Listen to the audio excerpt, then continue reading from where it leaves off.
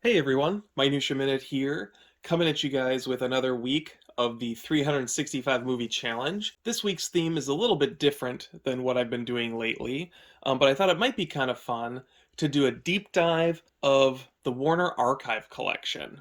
And the reason I wanted to highlight these is because they don't really get much love on YouTube, which to a certain extent is understandable, right? Like, they're pretty bare bones releases. Typically, if they have any special features, they're just ports from earlier DVD releases.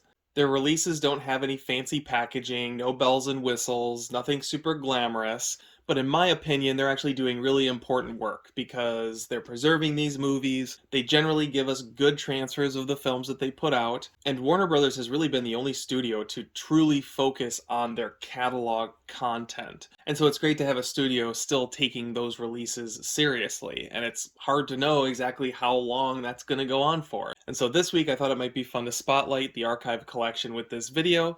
And so I picked 7 films from the archive and I went by decade. So I picked a film from the 30s, 40s, 50s, 60s, 70s, 80s, and 90s. So kicking things off is a film from 1935, and it is A Tale of Two Cities by Charles Dickens. Why do I own this, you might ask? I'm not like a Dickens fan or anything like that. I've never read A Tale of Two Cities.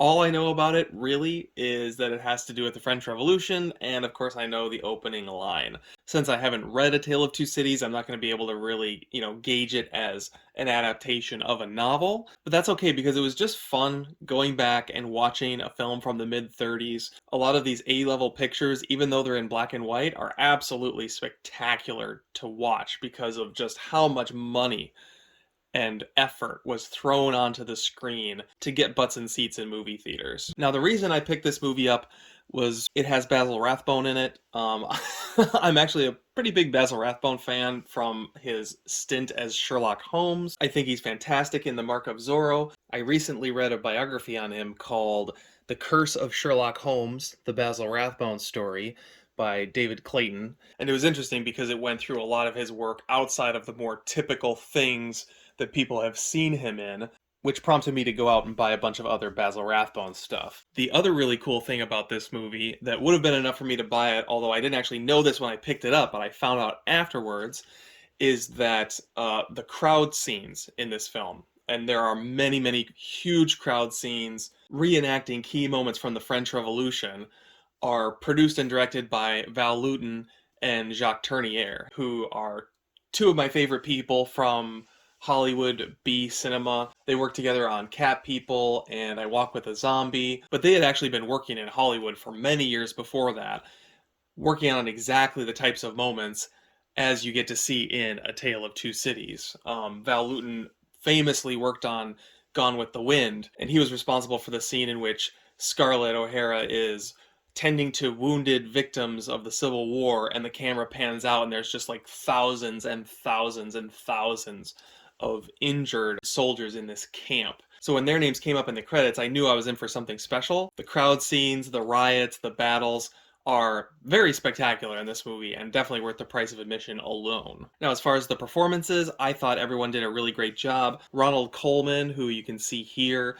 is sort of the poignant main character. Spoilers for a book that came out at least 150 years ago, I guess, but he ends up sacrificing himself, taking the place of an aristocrat who is supposed to be beheaded because of his love for this aristocrat's wife and the family that she's created with this aristocrat. He does a great job of playing a tortured soul, and he was supported by a great cast all around. Not least of which is Basil Rathbone, who only has a very tiny part, but he of course is mustache-twirlingly evil in it. And as much of a headline film as this would have been in 1935, now it's, very much lost to obscurity, but, if you're someone who likes Dickens, movies from the 30s, I definitely recommend checking it out. Like, it's a solid movie. I'm not sure how many people are looking for this experience, but if you have the opportunity to watch it, I think you would probably enjoy it. Next up, we'll skip ahead to the film from the 1940s. Right on the cusp, 1949, is the film Gun Crazy. This movie I picked up because it's directed by Joseph Lewis, who directed Terror in a Texas Town, which I believe I reviewed in my very first week of the 365 movie challenge. Unlike A Tale of Two Cities, it's very much a B movie, but as the movie continues, it really does some incredible, innovative stuff that end up making for a super memorable noir experience. Basically, the premise of this movie is Bart is a juvenile delinquent who's obsessed with guns. When he grows up, he meets this woman on the cover named Annie who wants to go on a crime spree. She likes killing, she likes maiming, she likes action, she likes excitement, and she brings out all of the worst traits in Bart, who's trying to stay on the straight and narrow.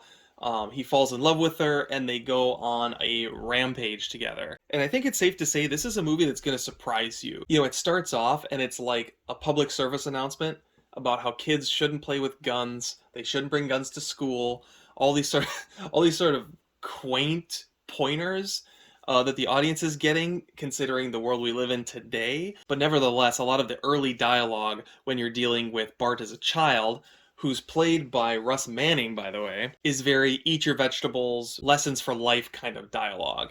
And then when he becomes an adult and he meets Annie, the movie shifts. Lewis does a fantastic job of selling you on these two characters together on the run, and then the cinematography in the movie takes this movie to a whole nother level. There are several sequences in the movie that are shot from the backseat of the car while the actual actors are just driving around town. There's a fantastic oneer halfway through the movie in which she goes in to rob a bank, and the whole sequence is one continuous take from the backseat of the car. The camera moves towards the bank, you see a police officer walking along, you hear everything going on in the background, and then they make their getaway all in this one fantastic take that's just dripping with tension. Really, really impressive stuff. I was reading about it after the movie, and it was very much a guerrilla filmmaking tactic in which, you know, most of the people in the scene didn't even know that there was a movie going on. They just basically drove up to this bank and just delivered their lines on the street and then drove away, which is just absolutely fantastic, very innovative, very, very cool. In all honesty, out of all the movies I watched this week, this one was my favorite, and I'm going to see if I can find some more Joseph Lewis movies to watch, because this and Terror in a Texas Town, just a fantastic 1-2 punch from a director that I was not familiar with until 2022. Next up is a film from a director I'm very familiar with, and that, of course, is Alfred Hitchcock. This is a pretty recent Warner Archive release. I think it was Mid-Level Media talking about it, and so I figured I'd give it a shot. It's supposed to be kind of an underrated Hitchcock. I've been in kind of a noir mood, and Gun Crazy maybe even more in a noir mood, so I figured this would be a great next film to watch. The premise of this film is Marlene Dietrich presumably killed her husband, and her lover, who's one of two main characters in the film, is trying to prove his innocence because she's basically tricked him into framing himself for the murder. His on-again, off-again girlfriend, played by Jane Wyman, is trying to help him prove his innocence, and then the whole thing comes to a dramatic conclusion behind the stage in a prop room because all of these characters are actors. This actually was my least favorite movie of the week. I'm going to spoil it, so if you haven't seen it and you want to see it, I would recommend skipping ahead until you see the next movie on the list here. But the spoiler element of it, I think, is a big part of why I didn't like the movie, so I'm going to talk about it. The crux of this movie is it opens with Marlene Dietrich's lover explaining to Jane Wyman what happened to him. And he explains how Marlene Dietrich showed up at his house, she was covered in blood, she tricked him into going to her house, where he was caught and presumed guilty for the murder of her husband. As he tells this story, you see it on film. And the big twist ending is that Jane Wyman finds out actually her on-again, off-again boyfriend, lover of Marlene Dietrich, actually did kill her husband, and he was lying the whole time. And really the opening sequence of the movie was just there to fool you. But at the end of the day, you're watching the movie, you're waiting for some kind of a revelation at the end, and there's really only two people it could be. It could be Marlene Dietrich or her lover. And it seems kind of obvious that, you know, because they've been building up Marlene Dietrich this whole time, that it's gonna ultimately end up being him. And I just wasn't 100% sure as to how they were gonna explain the opening of the movie away. And then there's an offhand line of dialogue in which, you know, he's like, yes, I lied to you at the beginning of the movie when I explained it all to you or whatever. And then it made me remember that that whole flashback was actually him telling her his version of events. It just felt like a cheat. It felt cliche. And it's another case of, when you only have two suspects, like the only thing that would have been a real surprise is if it was Jane Wyman, but I mean, there's no context for that surprise. Like that would have been impossible. So it just wasn't great. It is Hitchcock, so it's very well produced, and the actors are great in it. Like Marlene Dietrich is fantastic. Jane Wyman was fantastic. Alistair Sim plays Jane Wyman's dad, and he's fantastic. I feel like Hitchcock was just a little too good for the material he decided to take on. All right, so Stage Fright was 1950. We're going to fast forward all the way to 1967 with Wait Until Dark. This is a film directed by Terrence Young of James Bond fame. He's the guy that basically discovered Sean Connery. And this was a film that's been on my list ever since I was a kid, because my mom saw this movie in theaters in 1967. She was 5 years old, and she refused to watch it ever again. She said it was one of the scariest things she'd ever seen. Of course, she was only 5. It wasn't until later that I found out, hey, this is a movie starring Alan Arkin, who's one of my all-time favorite actors, and directed by Terrence Young, who I love from the James Bond films. And the result was my second or third favorite movie I watched this week. So the premise of this movie is Audrey Hepburn is blind. She went blind about a year ago. She had some kind of an accident, maybe a car accident. And so she's sort of learning how to be blind. There's a lot of dialogue in the beginning of the film that's all about her learning to read Braille and taking classes. Unbeknownst to her, she has a doll in her house that is filled with drugs. And Alan Arkin wants those drugs. But the problem is he can't find the doll. And so he and Richard Crenna and Jack Weston show up at her house and basically play the sting operation on her, in which they try to convince her that her husband's been cheating on her, and if she could just tell them where the doll was, it would prove it, because this doll belongs to this other woman that he's supposedly sleeping with. Of course, none of it's true, and she navigates her way through this situation by noticing things with her other senses that the villains are doing that they don't really think about because they know she can't see, but she very specifically is able to hear things like, Jack Weston signaling Richard Crenna outside with the blinds in her apartment and wiping down all the different surfaces they've been touching to remove fingerprints. All these things that she hears that don't quite add up. Once you get about a half hour into the movie, the whole premise is simple, very convincing, and it's definitely an intense ride seeing how she gets out of this situation. If I had a criticism of this movie, it's really the first 20 minutes, because they kind of play up her being somewhat helpless.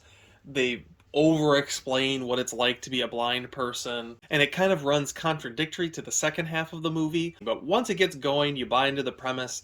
This movie's a lot of fun and very highly recommended by me if you're looking for something new to watch. Following up Wait Until Dark, I watched From Beyond the Grave from 1973, and I picked this film because it's an Amicus film. I'm slowly working on buying the complete Amicus library. For those of you guys who don't know what Amicus is, basically they were a British film company working kind of in the late Hammer period, and they specialized in anthology horror films. They were famous for adapting the EC Comics, Tales from the Crypt, and Vault of Horror. In the case of From Beyond the Grave, the stories center around Peter Cushing's antique shop, and various people come in, sort of swindle him out of merchandise, and they take the merchandise home, and they ultimately got more than they bargained for. The film ties things in a nice bow when an honest person comes in the shop, has to deal with one of these ordeals with the merchandise he's purchased, but he makes it out alive because he's a good person with a strong character. Ultimately, there was nothing particularly special about this movie. I love Amicus movies, but, you've seen one, you've kind of seen them all. It's really just a question of, how good are the stories really going to be? Are they really going to get you? Some of the earlier Amicus stuff is much more impactful. This is right towards the end of Amicus as a company. This is produced by John Dark and directed by Kevin Connor, who went along with half of the Amicus team to make the Land That Time Forgot movies, which was really the end of Amicus at that point. The next film I watched is from 1980, and it is sort of a slasher, sort of a giallo.